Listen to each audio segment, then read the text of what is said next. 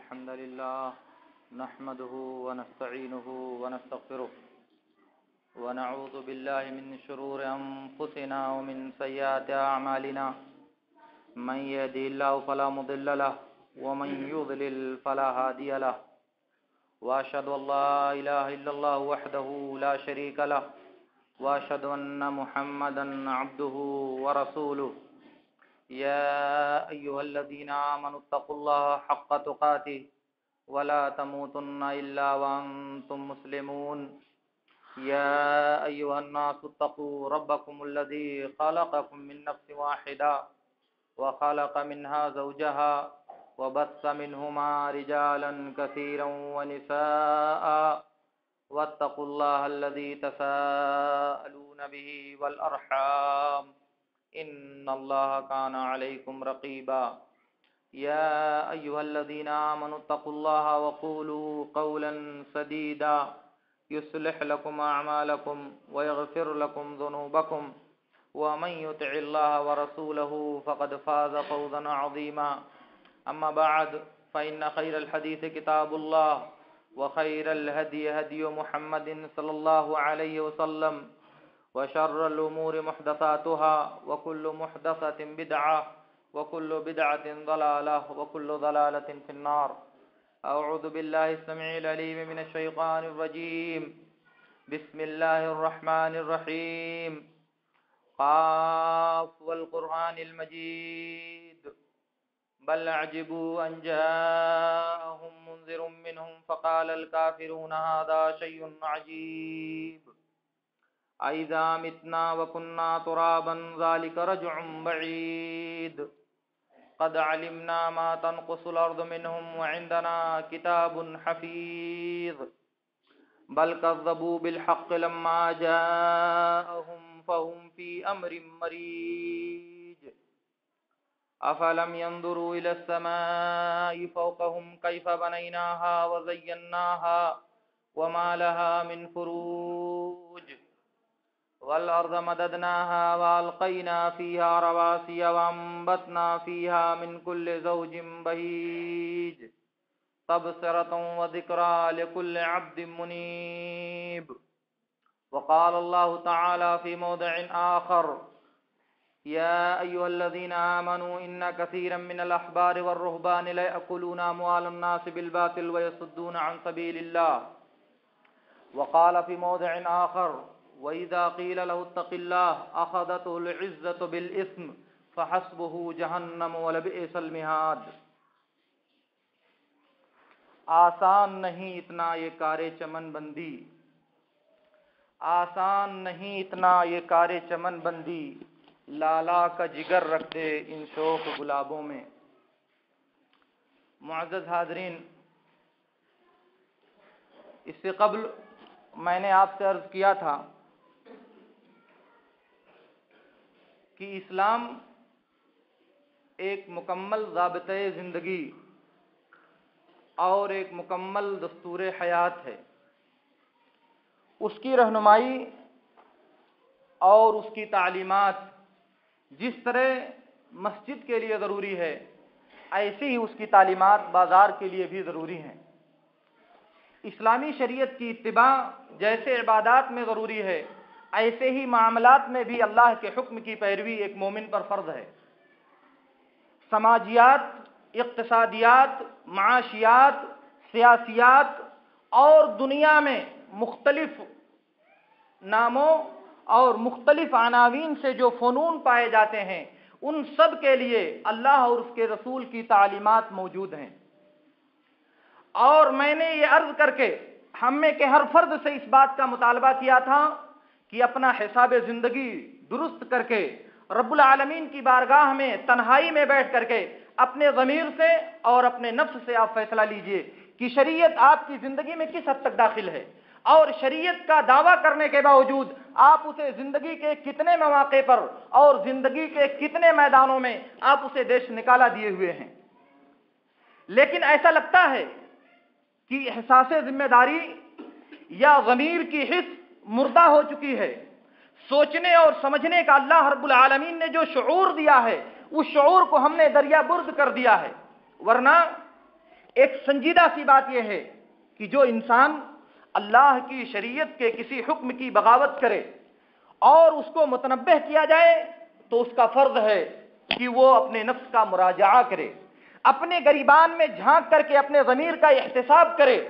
اور پھر اللہ رب العالمین کی بارگاہ میں تضرع، عاجزی اور آہوزاری کا مظاہرہ کرتے ہوئے ماضی پر نادم اور آئندہ دوبارہ واپس نہ جانے کا عزم مصمم کرے۔ یہ ایمان کا تقاضا ہے۔ مگر شاید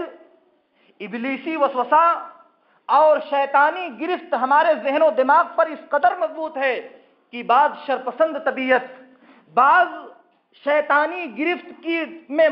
بری طرح سے پھنس جانے والی طبیعتیں اس کے لیے بیجا عذر تلاش کرتی ہیں۔ اگر ایسا کر دیا تو کیا ہو گیا؟ اس کے لیے ناروا تعویلیں اور ناروا اسلوب تلاش کیے جاتے ہیں کہ اگر ایسا کیا تو حرج کیا ہے۔ مگر اللہ اور اس کے رسول کا جو فیصلہ ہے وہ ہماری اپنی خواہشات کے تابع نہیں ہے۔ اسی لیے اللہ رب العالمین نے قرآن کریم میں فرمایا ہے وَإِذَا قِيلَ لَهُ اتَّقِ اللَّهَ أَخَذَتْهُ الْعِزَّةُ بِالْإِثْمِ۔ جب اس سے کہا جاتا ہے، کچھ لوگ ایسے ہیں اس روئے زمین پر جو مسلمانوں میں سے ہیں، جب ان سے کہا جاتا ہے کہ اللہ سے ڈرو، اللہ کا تقوی اختیار کرو، اللہ کی معصیت سے بچو، اللہ کی نافرمانی سے اپنے آپ کو بچاؤ، تو اس کی عزت نفس، اس کا تکبر، اس کی انانیت، اس کا گھمنڈ اور اس کی رعیت اور اجتماعیت کی پرستش کا جذبہ اس کو گناہ پر آمادہ کرتا ہے، اور ایسے انسان کے لیے کا ٹھکانہ جہنم ہے، اور یہ بہت برا ٹھکانہ ہے۔ کون انسان جس کو غلطی پر متنبہ کیا جائے تو وہ اس غلطی پر متنبہ ہونے کے بجائے طیش میں، غرور میں، گھمنڈ میں اور اپنی انانیت کے چکر میں پڑ کر کے اس سے باز آنے کے بجائے اس کو جائز قرار دینے کے لیے، اس کو درست قرار دینے کے لیے ہیلا سازیوں کا سہارا کرنے لگے، تعویلوں کا سہارا ڈھونڈنے لگے، بہانہ جوئیوں کے چکر میں پڑ کر کے اپنے غلط فعل کو صحیح قرار دینے کی کوشش کرنے لگے، ایسے صورت میں اللہ رب العالمین کا یہ فرمان ہمیں عبرت اور نصیحت کے لیے کافی ہے کہ جب اللہ سے ڈرنے، اللہ کا تقوی، اللہ کی خشیت، اللہ کی معصیت سے بچنے کی دعوت دی جاتی ہے تو انانیت راستے میں حائل ہو جاتی ہے، عزت نفس، غرور اور گھمنڈ گناہ کرنے پر مزید آمادہ کر دیتا ہے۔ یہ کیا ہے؟ یہ ایک مومن کے ایمان کے خلاف نفاق میں داخل کر دینے والا عمل ہے۔ اسی لیے صحیح مسلم کی روایت میں ہے اللہ کے رسول صلی اللہ علیہ وسلم نے فرمایا تعرض الفتن علی القلوب کالحسیر عودا عودا۔ آپ ذرا سن لیجئے کان کھول کر کے، اللہ کے رسول صلی اللہ علیہ وسلم نے فرمایا فتنے، آزمائشیں اور یہ اللہ رب العالمین کی طرف سے ابتلاعات دلوں پر ایسے ہی پیش کیے جاتے ہیں، ایک کے بعد دیگرے، باری باری دلوں پر فتنے اللہ رب العالمین اسی طرح سے نازل کرتا ہے جیسے چٹائی بننے والا لکڑیاں ایک کے بعد دیگرے چٹائی بننے میں پیروتا ہے، ایک کے بعد دیگرے لکڑیاں اٹھا کر کے وہ چٹائی بنتا ہے، ایسے ہی ایک کے بعد دیگرے اللہ رب العالمین دلوں پر فتنوں کو پیش کرتا ہے، اور دلوں کو فتنوں میں مبتلا کرنے کے لیے اللہ رب العالمین فتنے میں ڈالتا ہے، اور اس کے بعد جو دل اس فتنے کا شکار ہو جاتا ہے، جو دل اس فتنے میں مبتلا ہو جاتا ہے تو اللہ رب العالمین اس کے دل پر ایک سیاہ نقطہ رکھ دیتا ہے، اور جو دل اس فتنے کا انکار کر دیتا ہے، اس فتنے سے اپنی برات اور بیزاری کا اظہار کرتا ہے، جو دل اپنے آپ کو اس فتنے کے دامن سے بچا لے جاتا ہے، جو اپنے دامن کو اس فتنے سے دور کر لے جاتا ہے، تو اللہ رب العالمین اس کے دل پر ایک سفید نقطہ لگا دیتا ہے،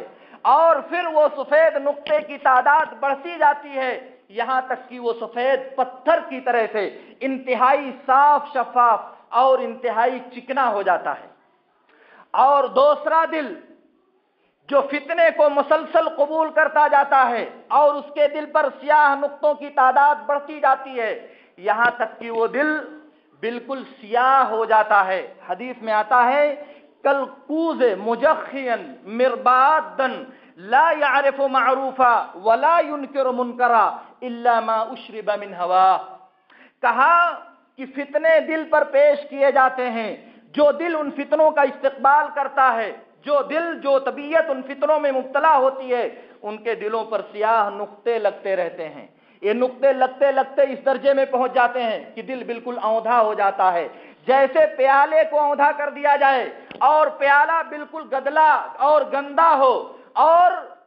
اس میں کسی چیز کو رکھنے کی اور سمانے کی گنجائش نہ ہو، اسی طرح سے دل بھی سیاہ اور اوندا ہو جاتا ہے۔ وہ نہ بھلائی کو بھلائی سمجھتا ہے اور نہ برائی کو برائی سمجھتا ہے، سوائے اس کے جن خواہشات، نفسانی خواہشات اس کے دل میں پیوست کر دی گئی ہیں، صرف انہی کو وہ سمجھتا ہے، ان کے علاوہ اور کوئی دوسری بات نہیں سمجھتا۔ یعنی خیر اور شر کا پیمانہ، اچھائی اور برائی کو ناپنے کا ترازو اور شر اور خیر کے درمیان تمیز کرنے کا جو جذبہ اللہ رب العالمین نے عطا کیا تھا وہ سب مٹ جاتا ہے۔ اس کے بعد برائی برائی باقی نہیں رہتی، شر شر باقی نہیں رہتا، حق اور باطل کے درمیان جو اللہ رب العالمین نے خط امتیاز کھینچ دیا تھا وہ لکیر مٹ جاتی ہے، اور پھر ایسا انسان صرف اپنی خواہشات کے چکر میں پڑ کر کے، اپنی نفسانی ہوائے نفسانی کے چکر میں پڑ کر کے اسی کی اتباع میں دن اور رات تباہ رہتا ہے۔ شریعت برباد ہوتی رہے، شریعت کا جنازہ نکلتا رہے، احکام اسلامی کی دھجیاں اڑائی جاتے رہیں، مگر ہماری نفسانیت، ہماری انانیت، ہمارا استکبار، ہمارا عجب اور ہمارا غرور اپنی جگہ پر قائم رہنا چاہیے۔ شریعت کے مقابلے میں ہمارا سر جھک جائے ایسا نہیں ہو سکتا، شریعت کے مقابلے میں ہمیں نیچا دکھا دیا جائے ایسا نہیں ہو سکتا، شریعت کے احکام کے مقابلے میں ہماری انانیت پسندی کو زد پہنچا دی جائے ایسا نہیں ہو سکتا۔ آپ بتائیے، آپ کا نفس بڑا ہے یا اللہ کی شریعت اور اس کا حکم بڑا ہے؟ اللہ کا حکم زیادہ قابل اتباع ہے یا آپ کی انانیت، نفسانی خواہشات، آپ کی خود پرستی اور خود ستائی زیادہ اہم اور بڑی ہے؟ یہ ذرا سنجیدگی کے ساتھ سوچئے گا، یہ ایمان اور کفر کا معاملہ ہے۔ بہرحال میں عرض یہ کرنا چاہتا ہوں کہ میں نے جو باتیں آپ سے عرض کیا ہے، اس عرض کرنے کا مطلب یہ ہے کہ ہمیں اپنی زندگی کا محاسبہ کرنا چاہیے، اور اس تعلق سے بعض باتیں میں آج اور عرض کرنا چاہ رہا تھا، مگر مجھے ابھی یاد آیا کہ یہ شعبان کا مہینہ چل رہا ہے جسے یار لوگوں نے خرافات کا مہینہ بنا دیا ہے، اس لیے اس تعلق سے کچھ باتیں آپ سے عرض کرنا چاہ رہا ہوں۔ اور پھر یہ موضوع جو میں نے تشنا چھوڑا ہے، ظلم کی صورتیں، ظلم کی کیفیتیں، لین دین میں ظلم کی شکلیں، لین دین اور معاملات میں شریعت کے مخالف ہمارا جو طرز عمل ہے، اس سلسلے میں پھر آگے عرض کروں گا۔ کھیت کی بوائی سے لے کر کے رہن، قرض اور سود جیسے معاملات سے ہوتے ہوئے مقارضہ اور غصب، ہڑپ، بےایمانی، زیادتی اور راستے کے تعلق سے شریعت کے جو احکام ہیں اس سلسلے میں آپ سے عرض کروں گا۔ لیکن بہرحال ابھی سر دست یہ جو بیچ میں ایک چیز داخل ہو گئی ہے، میں اس کی وضاحت آپ کے سامنے کر دوں، اور پھر آئندہ میں انشاءاللہ اس بات کو آپ کے سامنے رکھوں گا کہ اللہ کی شریعت کیا کہتی ہے اور ہمارا عمل کیا ہے، تاکہ اس کی روشنی میں ہم اپنے کردار اور اپنے چہرے کو صاف طور سے دیکھ سکیں۔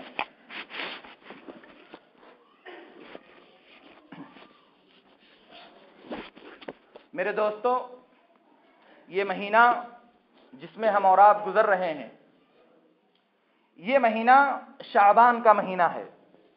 اللہ کے رسول صلی اللہ علیہ وسلم نے فرمایا، احسو ہلال شعبان لرمضان، تم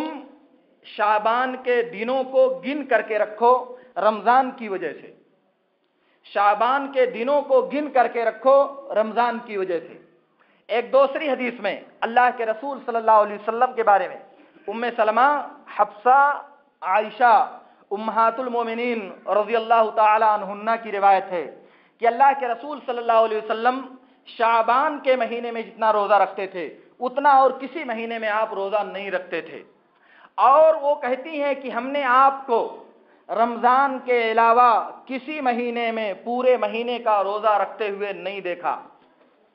اور وہ دوسری حدیث میں کہتی ہیں کہ اللہ کے رسول صلی اللہ علیہ وسلم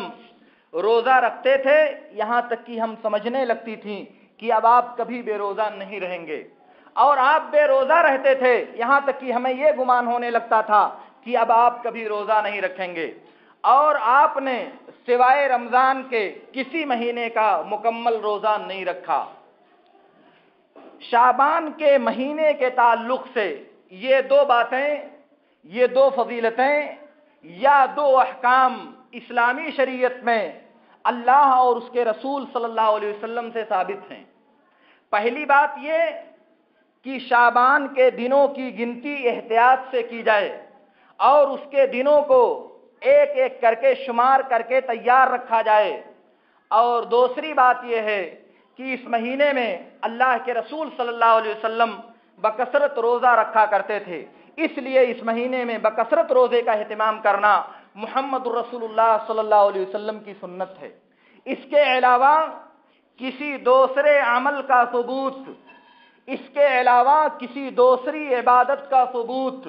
اس کے علاوہ کسی دوسری شریعت اور کسی دوسرے شرعی حکم کا ثبوت اللہ کی کتاب اور نبی صلی اللہ علیہ وسلم کی سنت میں موجود نہیں ہے۔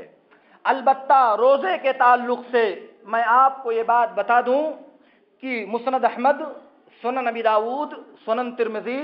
اور سنن ابن ماجہ کی صحیح حدیث میں ہے، اللہ کے رسول صلی اللہ علیہ وسلم نے فرمایا اذا انتصف شعبان فلا تصوموا، جب آدھا شعبان گزر جائے تو تم روزہ مت رکھو، جب نصف شعبان ہو جائے تو تم روزہ مت رکھو۔ یہ نبی عربی صلی اللہ علیہ وسلم کا پوری امت کو کھلے عام اور برسرے عام یہ حکم ہے کہ آدھے شعبان کے بعد تم لوگ روزہ مت رکھو۔ اس کا مطلب یہ ہوا کہ ہمارے لیے آدھے شعبان کے بعد روزہ رکھنا جائز نہیں ہے، ہمارے لیے کسی بھی انسان کے لیے آدھے شعبان کے بعد روزہ رکھنا جائز نہیں ہے۔ دوسری بات یہ ہے، متفق علیہ روایت میں ہے، اللہ کے رسول صلی اللہ علیہ وسلم نے فرمایا لا تصوموا یوم الشک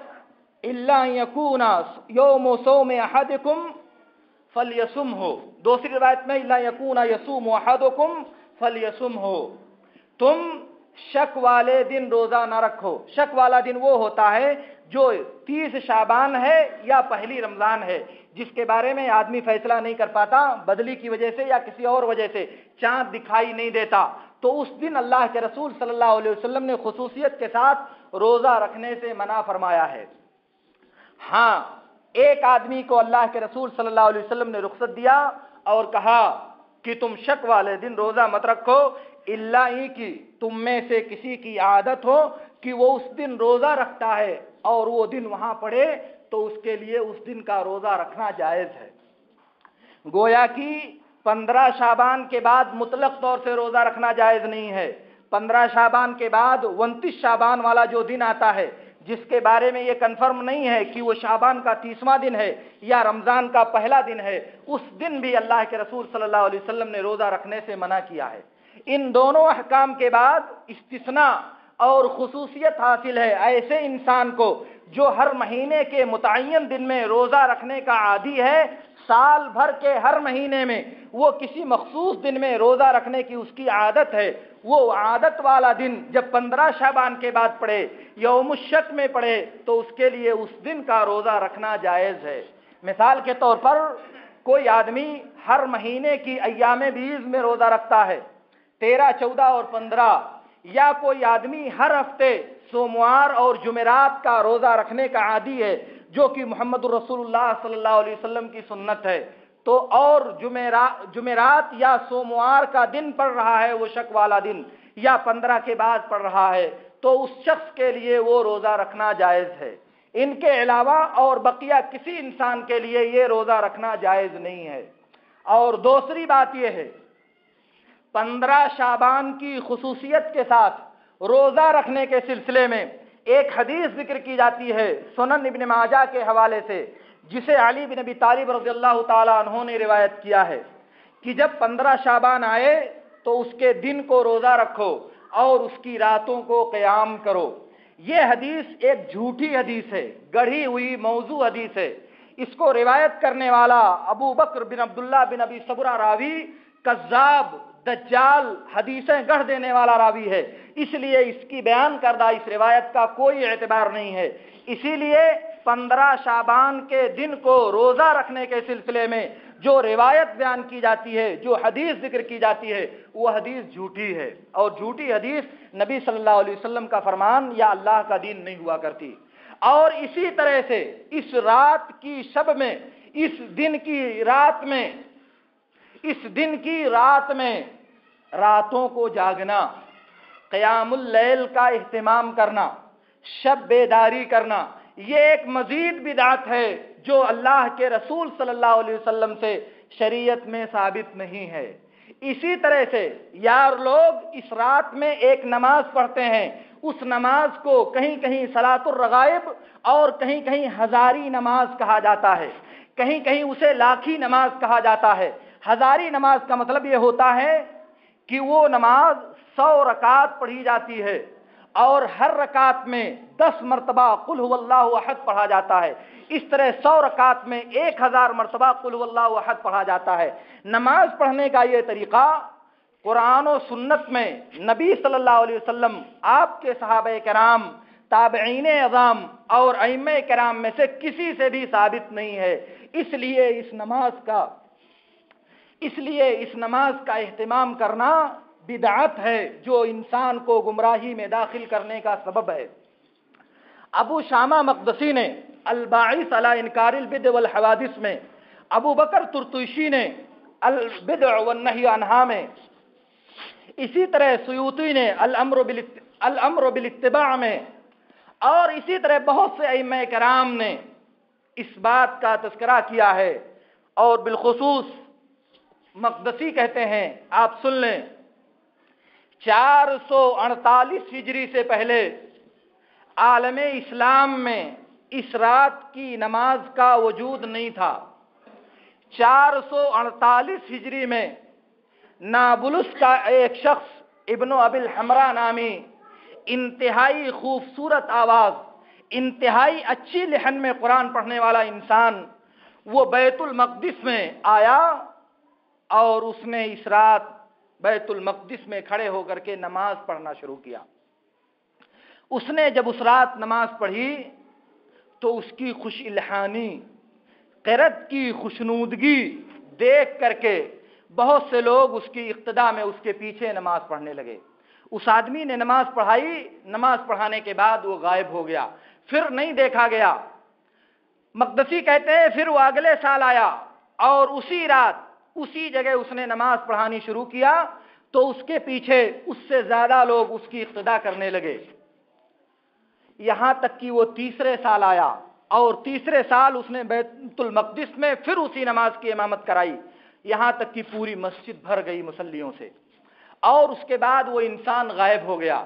نہ اس سے قبل ہمیں اس کے بارے میں کچھ پتہ چل سکا کہ یہ کون ہے، اور نہ اس کے بعد ہمیں معلوم ہو سکا کہ یہ کون انسان ہے، اور اس کے بعد پھر یہ رسم ہماری مسجدوں میں شروع ہو گئی اور اس نماز کا ہم مسلمان شدت کے ساتھ اہتمام کرنے لگے، جبکہ اس تاریخ سے پہلے اس نماز کا ہماری مساجد میں، مسلمانوں کے ہاں، اسلامی مملکت میں اس کا کہیں کوئی وجود نہیں تھا۔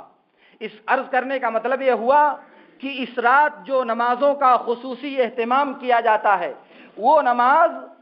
5ویں صدی ہجری کے نصف اول گزر جانے کے بعد شروع کی گئی ہے۔ گویا کہ اللہ کے رسول صلی اللہ علیہ وسلم کی وفات سے لے کر کے تقریباً 450 سال تک اس عمل کا دین میں وجود نہیں تھا۔ کیا کسی ایسے عمل کو دین بنانا جائز ہے جو نبی صلی اللہ علیہ وسلم کے بعد ایجاد کیا جائے؟ اور پھر اس کے بعد اس دن کو جو مختلف قسم کی مٹھائیاں، حلوے اور شیرینی بنانے کا اہتمام کیا جاتا ہے، وہ اہتمام بھی غیر شرعی اور محمد الرسول اللہ صلی اللہ علیہ وسلم کی شریعت میں غیر موجود ہے۔ جی ہاں، عرض یہ کیا جاتا ہے کہ اللہ کے رسول صلی اللہ علیہ وسلم کا دانت ٹوٹ گیا تھا غزوہ احد میں، دانت ٹوٹ جانے کی وجہ سے آپ نے حلوہ کھایا تھا، اس لیے اس سنت کی اتباع میں ہم 15 شعبان کو حلوہ بنانے اور کھانے کا اہتمام کرتے ہیں۔ یہ تو ایسے ہی ہوا کہ مارو گھٹنا اور پھوٹے سر۔ غزوہ احد باتفاق اہل سیر شوال میں ہوئی تھی، شوال سن 3 ہجری میں غزوہ احد لڑی گئی تھی، شعبان سے اس کا کیا تعلق ہے؟ دوسری بات، اگر اللہ کے رسول صلی اللہ علیہ وسلم سے یہ بات ثابت ہو جائے تو اس واقعے کے بعد کم از کم 6 سال اللہ کے رسول صلی اللہ علیہ وسلم اس دنیا میں زندہ رہے اور ہر سال یہ تاریخ آتی رہی، مگر نبی عربی صلی اللہ علیہ وسلم نے تو کبھی وہ اہتمام نہیں کیا جو ہم لوگ کرتے ہیں۔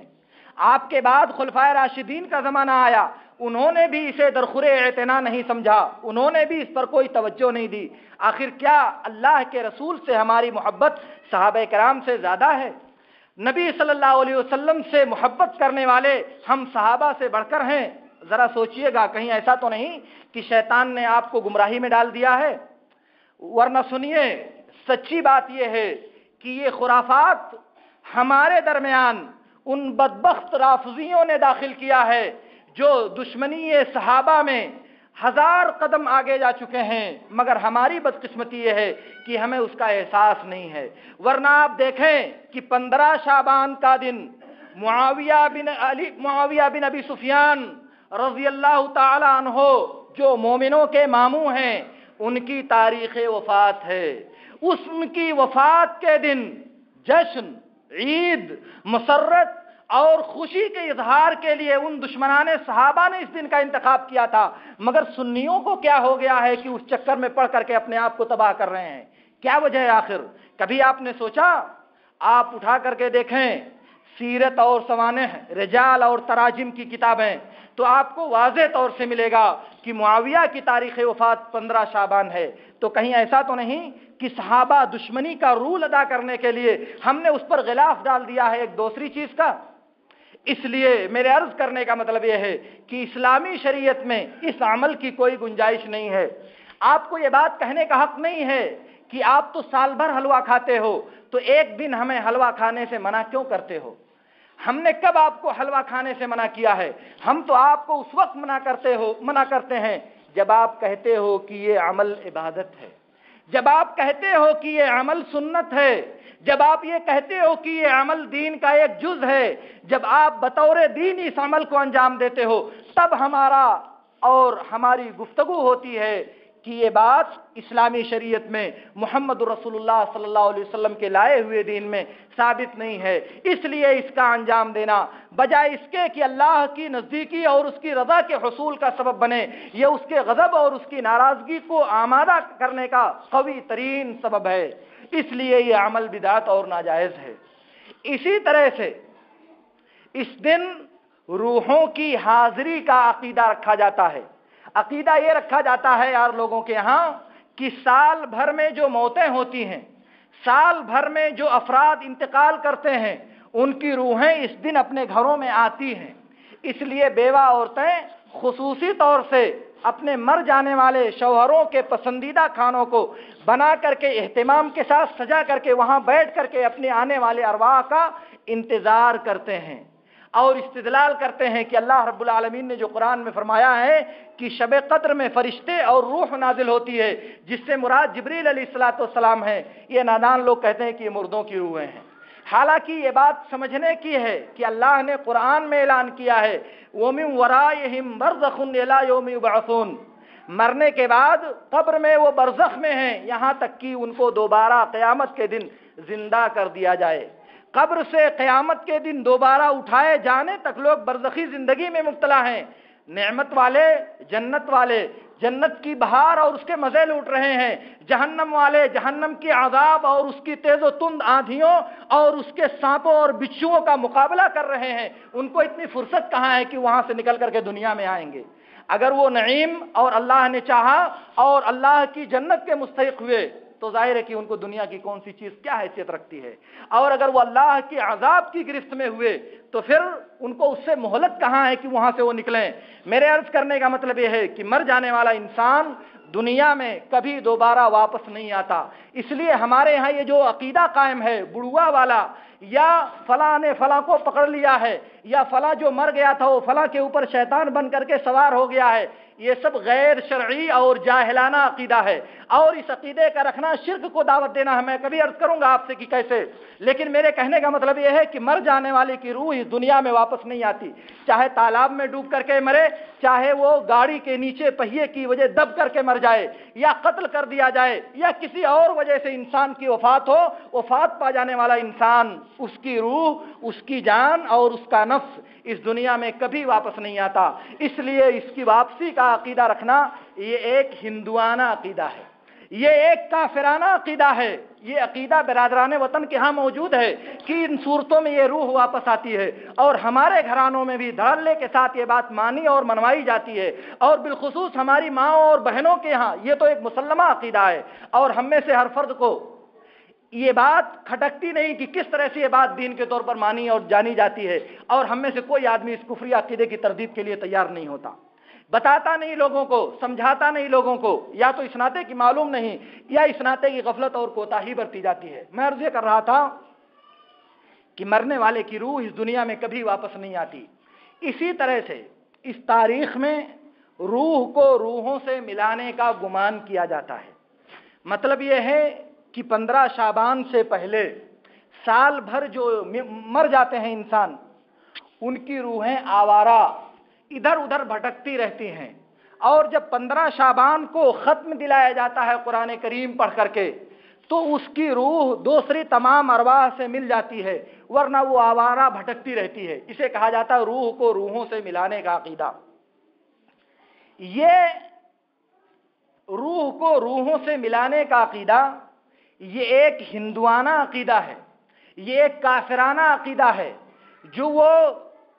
پتہ نہیں کہ مختلف ناموں سے اور مختلف مناسبتوں سے اپنے برہمنوں اور اپنے پنڈتوں کو بلا کر کے کھانے اور کھلانے اور پلانے کا جو اہتمام کرتے ہیں، اور مرنے والے کی روح کو تسکین پہنچانے کے لیے، مرنے والے کی روح کو نرک سے بچانے کے لیے جو طریقے اپناتے ہیں، وہی طریقے ہمارے ہاں بھی رائج کیے گئے ہیں، اور انہی کو اپنا کر کے ان جیسی رسوم اور ان جیسے رواج کو دین کا جز بنانے کی سازش کی گئی ہے۔ جی ہاں، ورنہ آپ یہ سمجھ لیجئے کہ عیسائیوں میں پاپائیت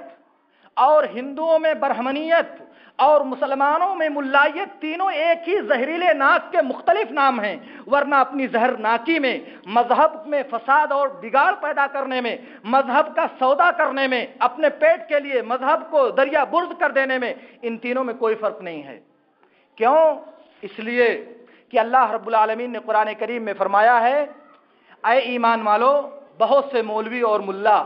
لوگوں کا مال ناجائز اور حرام طریقے سے کھاتے ہیں، اور لوگوں کو اللہ کی راہ سے روکتے ہیں، لوگوں کو اللہ کی راہ سے باز رکھنے کی کوشش کرتے ہیں۔ میں آپ کو بتاؤں، ایک گاؤں میں ایک سیٹھ جی کا انتقال ہو گیا، اور پھر 15 شعبان کے دن مولوی صاحب کو بلایا گیا۔ مولوی صاحب کے سامنے ڈھیر سارے جوڑے،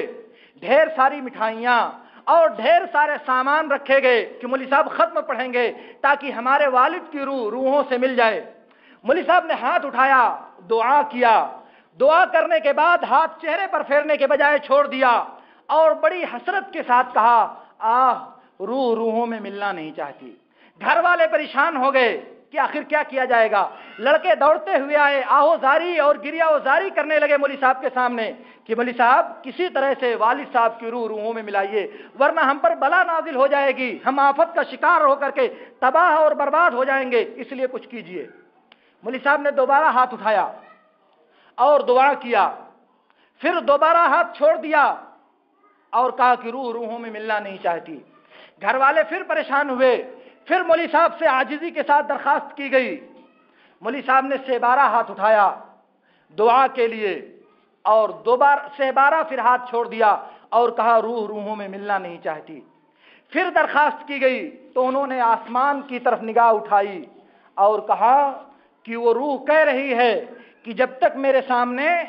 کوئی موٹی اور تازی بھینس نہیں رکھی جائے گی تب تک میں روحوں سے ملنے کے لیے تیار نہیں ہوں۔ سیٹھ جی کے لڑکے دوڑتے ہوئے گئے، تلاش کر کے ایک ددھاری نوجوان اور تازہ بھینس تلاش کر کے لائے، اور لا کر کے وہاں مولوی صاحب کے سامنے رکھ دیا۔ اور اب کی مولوی صاحب نے جب دعا کیا تو روح روحوں سے مل گئی، اور مولانا صاحب نے جلدی سے دعا ختم کیا اور مارے مسرت کے وہاں سے ہٹے، اور وہ لڑکے وہ سامان سب لے جا کر کے مولانا صاحب کے گھر پہنچا آئے۔ وہ خوش تھے کہ ہمارا گھر بھر گیا، یہ خوش تھے کہ ہمارے والد کی روح نجات پا گئی۔ انہی جیسے لوگوں نے دین کو بدنام کرنے کا،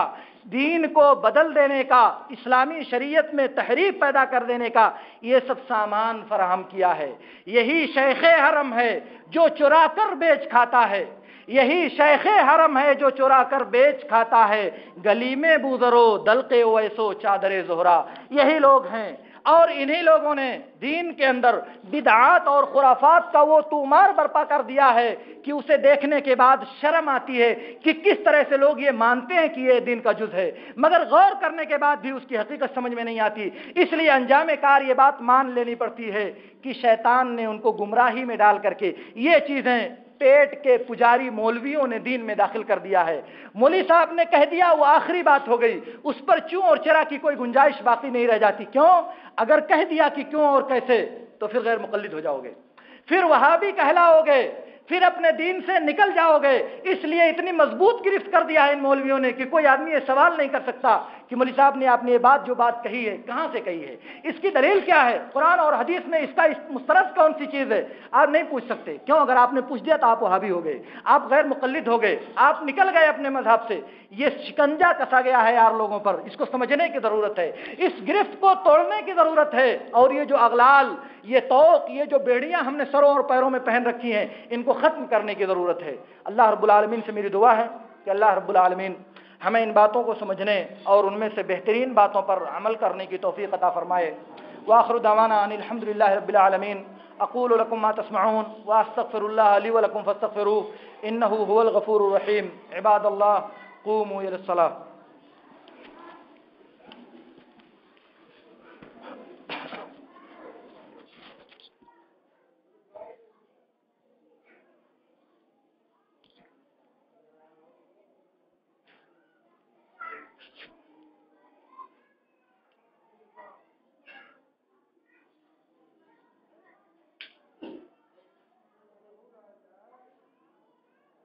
اللہ اکبر اللہ اکبر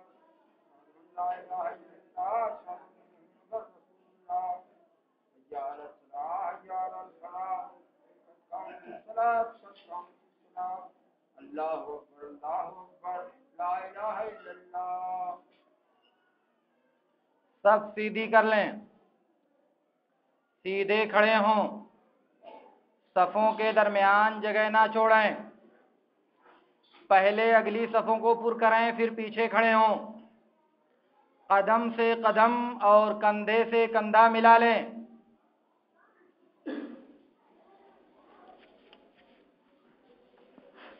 اللہ اکبر.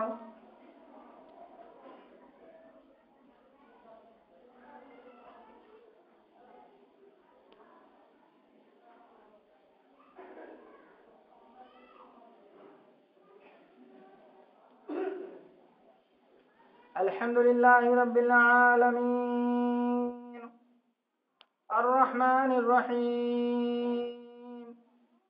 مالك يوم الدين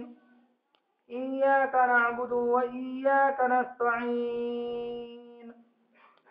اهدنا الصراط المستقيم صراط الذين أنعمت عليهم غير المغضوب عليهم ولا الضالين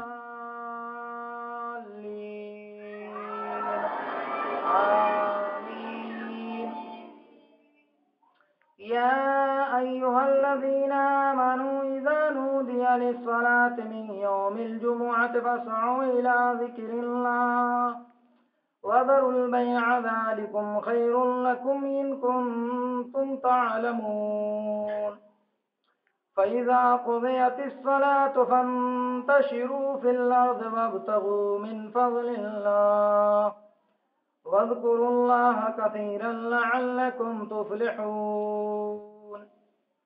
وإذا رأوا تجارة أو لهوا انفضوا إليها وتركوك قائما قل ما عند الله خير من اللهو ومن التجارة والله خير الرازقين. الله أكبر.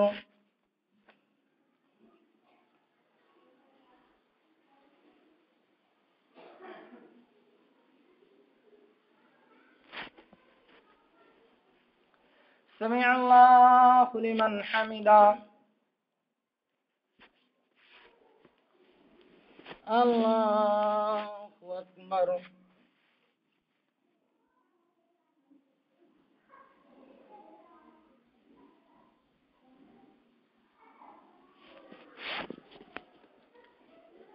الله أكبر.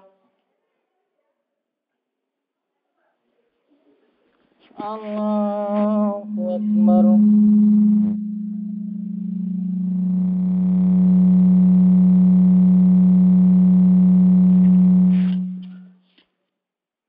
الله أكبر. الحمد لله رب العالمين الرحمن الرحيم